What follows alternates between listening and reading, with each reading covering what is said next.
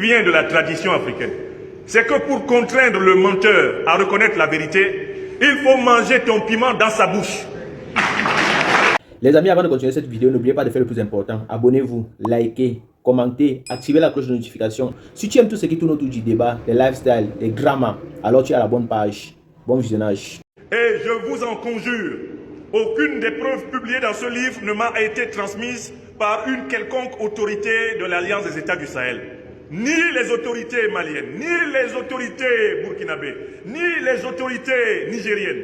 Aucune n'a contribué aux preuves que j'ai rassemblées dans ce livre. Car j'ai appliqué dans ce livre une méthode qui vient de la tradition africaine. C'est que pour contraindre le menteur à reconnaître la vérité, il faut manger ton piment dans sa bouche.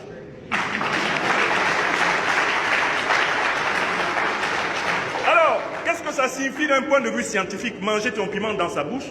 C'est-à-dire qu'il faut aller chercher ses propres déclarations, ses propres révélations, celles que lui-même il ne conteste pas, et les mettre dans l'ordre et les lui montrer. Et c'est ainsi que je considère ce livre comme un caddie. Vous savez ce que c'est que le caddie dans l'ordalie et la tradition africaine? C'est une boisson qu'on fait boire au présumé coupable afin que si c'est lui le coupable, il rende gorge et qu'il vomisse lui-même ce qu'il avait caché au fond de son ventre de sorcier. Ce livre est un caddie que je fais boire à l'impérialisme occidental pour révéler qu'il est le véritable parrain du terrorisme. C'est ça le sens du titre. L'impérial terrorisme. C'est le caddie qu'on fait boire aux sorciers cachés derrière la mystification religieuse, qui n'est rien d'autre en réalité que du mercenariat politique et économique. J'ai observé donc les preuves fournies par les États-Unis d'Amérique, les preuves fournies par toutes les puissances de l'Union européenne, les preuves reconnues par la presse d'investigation occidentale. C'est essentiellement ces preuves que j'ai privilégiées. De telle façon que dans ce livre, vous ne trouverez que des preuves qui ont été reconnues vraies en France. Par exemple, j'ai extirpé un article de France 24 du 30 juillet 2014 vers 17 h intitulé « La France, premier banquier des djihadistes au Sahel ». France 24, c'est la presse officielle française. Elle est sous la surveillance du ministère français des Affaires étrangères. Quand France 24 dit que le plus grand financier des djihadistes du Sahel, c'est la France, à travers le mécanisme du paiement des rançons, je prends ça, je dis voilà donc piment qui sort et qui sera mangé dans leur bouche. Une autre méthode intéressante. Aux États-Unis, il y a une tradition qu'on appelle la déclassification. Dans tout leur régime, il y a une période où on peut déclassifier. C'est-à-dire que des documents qui sont considérés comme secrets, à un moment donné, la loi dit qu'ils doivent être mis à la disposition du public. Et quand il y a des changements de majorité aux États-Unis, la nouvelle majorité peut, tout naturellement, ordonner la déclassification de certains documents. Ce sont des documents officiels américains. C'est-à-dire que l'État américain publie ce qu'il considère comme vrai. Nous autres, on est là, on dit voilà encore une occasion de manger du piment dans leur bouche, les documents déclassifiés occidentaux. Deuxième source. Troisième catégorie de sources, eh bien, les sources d'investigation de presse. Les plus grands journaux d'investigation d'Europe, d'Amérique et même du Moyen-Orient, eh bien, certains d'entre eux sont allés jusqu'à, en effet, documenter des actes de financement, d'armement, de soutien, y compris de couverture médiatique en faveur des groupes terroristes.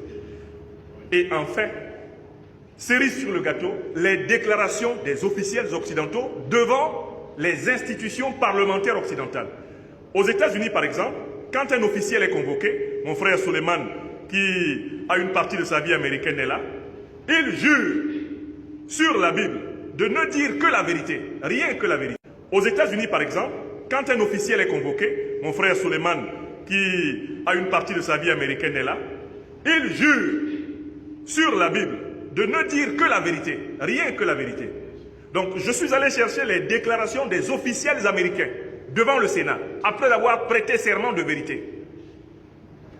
Déclarations par lesquelles Mme Tulsi Gabbard, qui a été nominée pour le poste de chef du renseignement spécial américain, l'intelligence américaine, la chef des espions des États-Unis, Elle a dit ceci devant le Sénat le 31 janvier 2025. Et le document, à preuve, est documenté. Nous, les États-Unis, nous devrions avoir honte parce que nous finançons les organisations terroristes qui ont tué nos soldats et qui ont tué notre peuple le 11 septembre 2001. Quand elle a dit ça, j'ai fait traduire, j'ai fait archiver. Monsieur Elon Musk, qui est maintenant le chef de l'agence de la bonne gouvernance américaine, lui, il a sorti la liste des paiements qui sont partis de l'USAID vers les organisations terroristes. Il a tout publié sur la base des documents qu'il a trouvés dans son bureau. J'ai tout documenté, j'ai mis là. Donc, ce que je voudrais vous dire, c'est que qu'est-ce que j'ai fait? Une enquête scientifique ayant pour but de retrouver toutes les preuves les plus évidentes que les organisations terroristes qui nous attaquent en Afrique ne nous attaquent pas pour des motifs religieux. Elles sont financées, elles sont armées par les grandes puissances de l'OTAN pour maintenir nos pays en situation d'instabilité et forcer nos dirigeants à brader les richesses de leur pays. L'impérial terrorisme, c'est cette chose-là. Derrière le mot djihadiste, en fait, on veut vous cacher le fait qu'il y a des mercenaires qui sont chargés au Sahel, en Afrique centrale, jusqu'au Congo, jusqu'au Mozambique, de maintenir nos pays en guerre. En les maintenant en guerre, nos dirigeants sont forcés de vendre, et même de laisser piller le pétrole, l'or, l'uranium, le cobalt, le diamant, ad vitam aeternam. C'est ça le modèle. Maintenir l'Afrique dans l'instabilité pour que les richesses africaines profitent essentiellement aux puissances qui entretiennent le terrorisme. Impérial, ici, est un réductif de impérialisme, volonté de s'accaparer de toutes les terres du monde pour la gloire des puissances. Et le terrorisme, c'est l'usage de la violence physique, psychologique, économique, au fin de réduire un peuple ou une individualité contre sa volonté, à la volonté précisément de celui qui opère cette violence. Je ne vais pas rentrer dans le détail des preuves parce que je ne voudrais pas, comme on dit au cinéma, spoiler le film. Vous entrerez dans ce document comme dans un documentaire. Le livre, me le disait un ami qui l'a lu, il se lit comme si on lisait les étapes d'un documentaire de télévision. De telle façon que vous voyez progressivement ce qui s'est mis en place sur le continent africain, notamment à partir de 2011. J'ai aligné 4 grandes preuves. D'abord, j'ai montré que l'OTAN a son origine dans les grandes puissances négrières occidentales. Si vous prenez la liste des puissances qui ont kidnappé des Africains pour les utiliser au développement de l'Amérique et de l'Europe, vous vous rendrez compte que c'est pratiquement la même liste que celle des puissances de l'OTAN. Deuxième preuve, je me suis intéressé aux emails révélés par le scandale Wikileaks de Mme Hillary Rodham Clinton. C'était l'adjointe de Barack Obama quand il était au pouvoir. Tout ce qu'elle a écrit avec ses conseillers a été révélé. Et on a donc découvert la vraie raison pour laquelle ils ont saccagé la Libye. Ce n'était pas la démocratie et les droits de l'homme, c'était pour empêcher Muammar el-Kadhafi de créer une monnaie qui allait mettre fin à la suprématie du dollar, de l'euro et du franc CFA. C'est écrit dans les emails de Mme Hillary Clinton. J'ai documenté tout cela. J'ai pris une troisième preuve. C'est une conversation célèbre entre les ministres russes et français des Affaires étrangères. Vous retrouverez tous les éléments de cette conversation, les circonstances. Et j'ai pris une quatrième preuve, incontestable.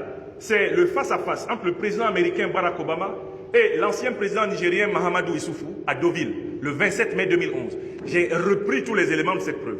Et au moment où je concluais la rédaction de ce livre, Madame Tulsi Gabbard a pris la parole le 31 janvier 2025 devant le Sénat américain pour dénoncer le financement des organisations terroristes par les États-Unis. Elon Musk, dès le lendemain, quant à lui, publiait la liste des financements directs à Al-Qaïda et l'État islamique par l'USAID. Des gens qui disent qu'ils aident au développement et financent directement les terroristes. Elon a publié 35 paiements. Tout ça est à votre disposition dans le livre. De telle façon qu'il n'y a plus personne, avec les données que nous avons rassemblées, donc au moins les 6 preuves parfaitement documentées, il n'y a plus personne qui puisse se tenir devant un Africain et dire « on attaque les Africains parce qu'on veut les islamiser ». Depuis quand on peut forcer un musulman à être musulman? Mais autant enfoncer une porte ouverte ou fuir la pluie pour aller se cacher dans une rivière. Toi, tu ne veux pas être mouillé, il pleut, tu te mets à courir. Tu trouves une rivière, tu plonges dans la rivière, tu attends que la pluie finisse. Après, tu sors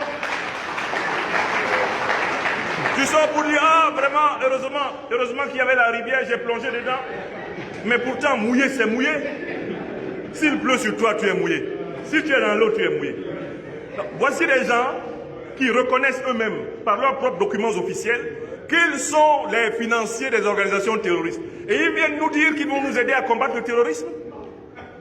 Comment un pays normal, avec des intellectuels vivants qui doivent faire ce travail, peut accepter que des officiers des armées qui encadrent les organisations terroristes, que ces officiers se retrouvent dans la hiérarchie militaire d'un pays en lutte contre le terrorisme?